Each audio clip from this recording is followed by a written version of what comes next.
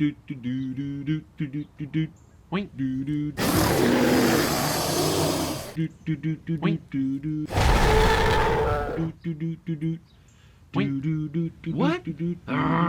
I choose you, Spinosaurus.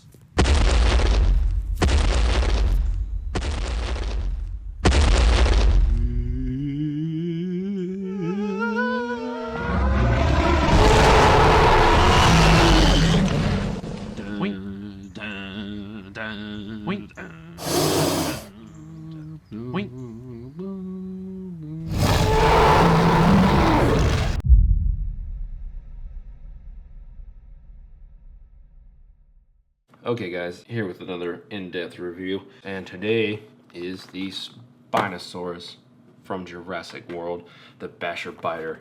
If you buy this figure, buy him at Walmart. They are at $7.88 compared to Target, Meijer, Toys R Us at $9.99. Do I suggest you buying him for $10? I probably can't recommend that. I think he's worth $7.88. If he had a different paint job, which we'll talk about later, I think he'll be worth the $10 price tag. But I think $7.88 is the only price I would pay for this animal. We are not guaranteed a repaint just yet from Hasbro, so I actually would pick him up at $7.88. Start off with the packaging as usual. Open box, Hasbro saves money. You can play with the toy. Multilingual. You have the Jurassic World logo, the Dominus Rex skin with the blue, T-Rex. Tells you what it does. Typical stuff, DNA, warning labels. Everyone has a ferocious fight for survival up top. And then sadly, you only get to see 3 animals on the bottom there. But let's unbox this guy. Unbox these guys correctly. Do not, people have been cutting these wires here and here, and that's not a good thing. These are designed to fold. I'll show you. They're supposed to be cut here and here. If you're a collector, and this is what I do, I pretty much would buy this. I like to have the toy loose. And whenever I want to put them back in the box, I just boom, put them back in the box. The Hasbro does a great job of designing it like that. Have a knife, don't use the scissors. This is a pretty dull knife, so I don't really care if I'm cutting towards my body. I'll cut myself. Boom, it opens up like this. Opens up like this, and here are your twisty ties I was talking about. And if you want to put them back in, twist them back up. And this will just put some tape here and here, and then you're good to go. So that's how it works. Hasbro is awesome for this. I have really short nails, and it hurts my unboxings. This might take a while. It looks like the top one is the one that's the ticket. So this one covers everything for the animal.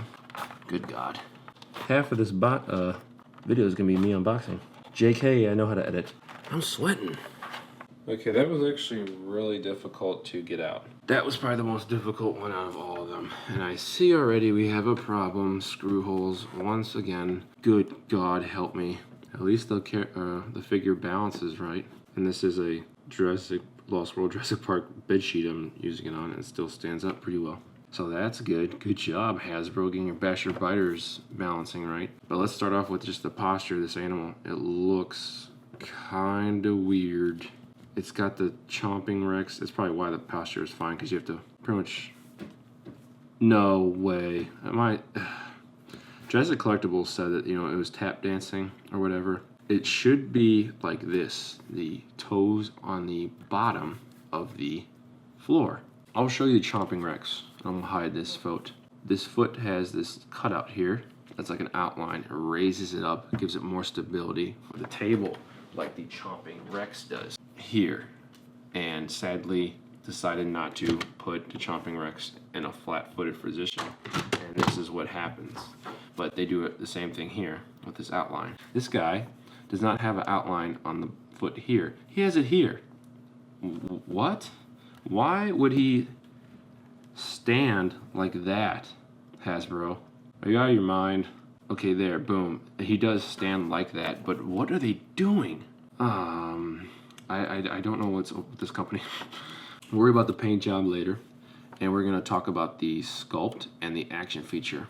The reason I did buy this guy, not only because of $7.88 price tag, he does have a very cool action feature. I might as well just get into that now. Pull down the tail, he moves up. Pull it to the left, he moves left. You can do like you combine it, it can be like almost like an animatronic, which is pretty cool. That's a good job, even if we have these huge lines separating everything. kind of ridiculous, but hey, what are you gonna do, kid? Paint defects, I'm gonna get into that right now because it's already on my mind. I had to choose through nine Spinosauruses. Some had some paint defects here, they had them on the teeth, they had them on the snout, they had them on the eyes. This guy's got them like top of here. Ooh, that didn't sound good. Top of his nose, but the top of his nose, you can ignore that and pretend it's like his nostril. I'm glad this other side doesn't have too many problems, but just watch out for paint defects. Hasbro does a bad job of producing everything with some consistency. I guess I'll talk about the Sculpt, like I was originally planning to do. He's like it's like an anorexic Spinosaurus, and it's long-legged.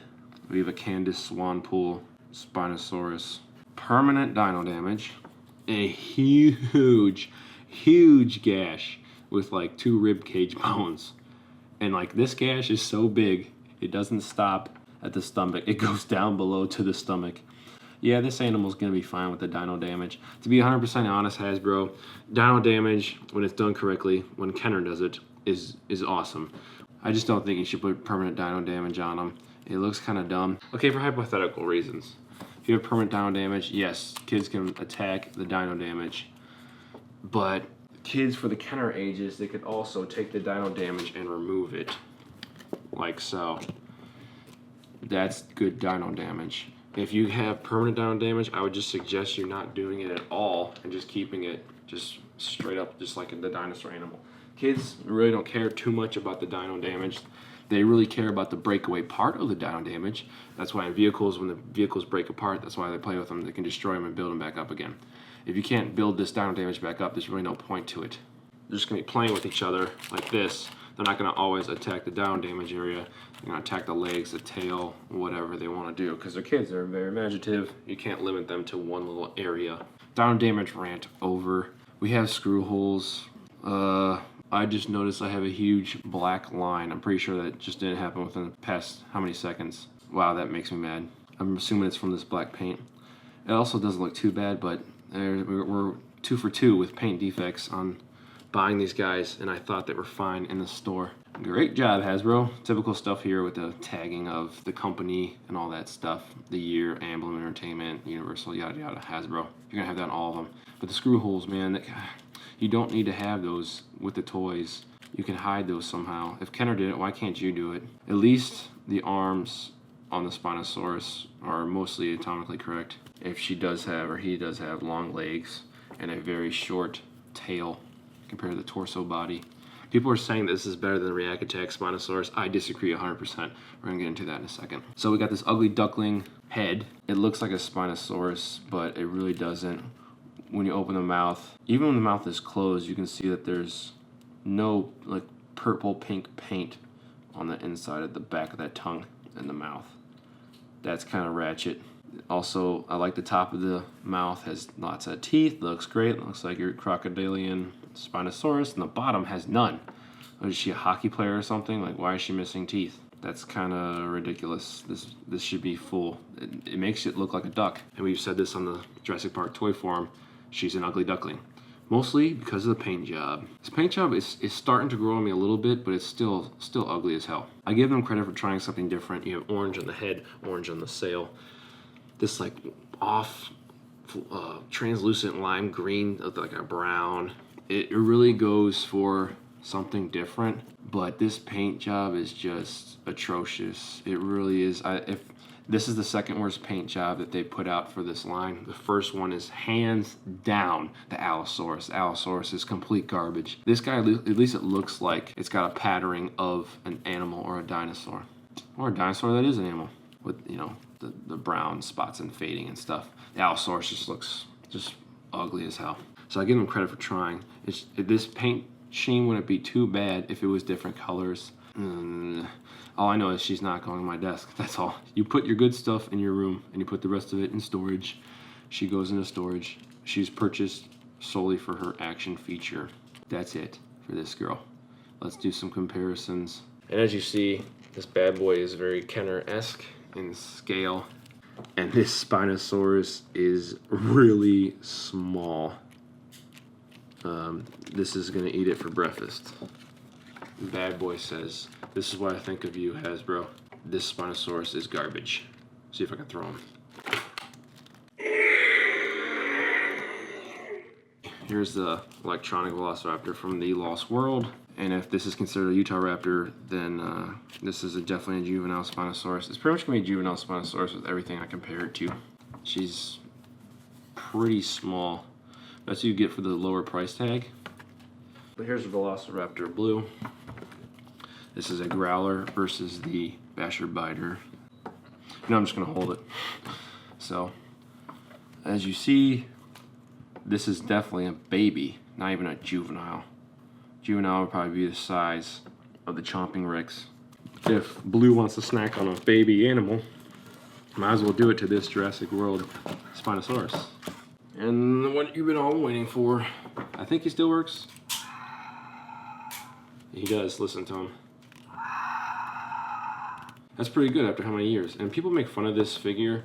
I think it looks, I mean, obviously it does look like a Spinosaurus in the face past 1930, but I think the color scheme on this, can you imagine if this had this color scheme?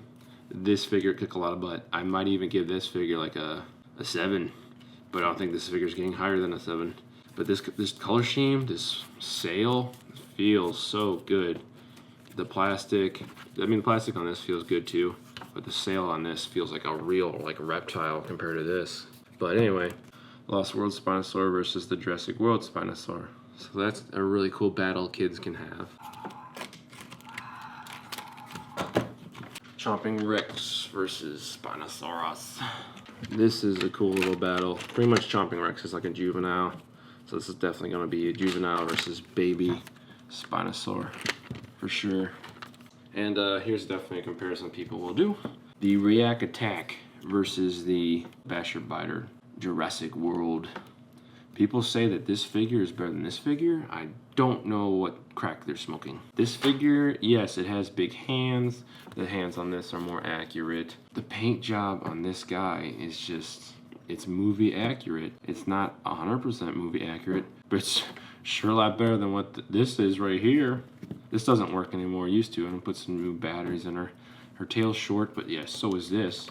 But if I had to choose one to put on your desk to display, you're going with this React Attack. This React Attack's pretty awesome. The head sculpt looks great. She's actually full of teeth, unlike this one.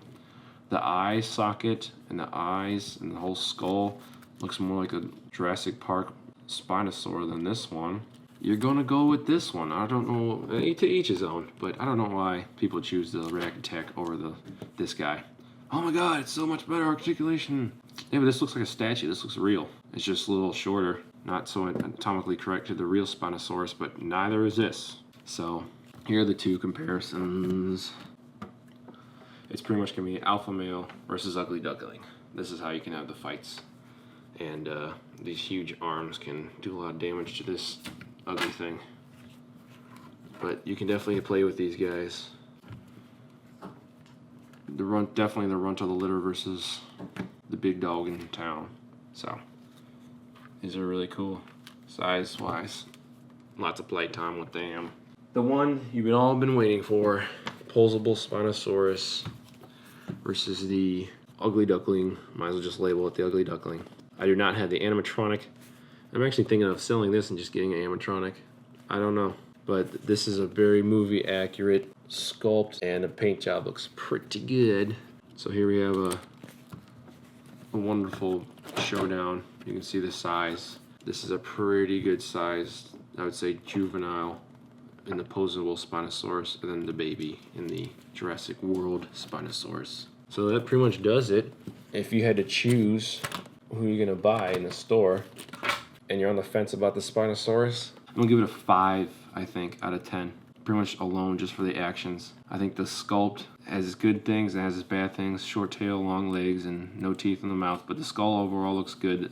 The rest of the body looks good. The arms are fairly accurate. With the repaint and covering up the screw holes, I think this figure can probably be a 7 or an 8 maximum if you repaint it. So I can recommend you pick it up at $7.88 at Walmart. Can't say about anything else because we don't know if there's a repaint coming. I suggest you get it this wave before they're all gone because I don't think they're going to come out with a new one. This has been the Jurassic World Spinosaurus, complete with dino damage on its sail and its ridiculous ribs.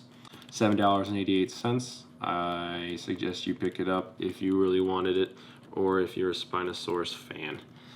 If you're a real Spinosaurus fan, you should be getting the Papa. That one's pretty damn nice. So, you guys have a good one. Enjoy.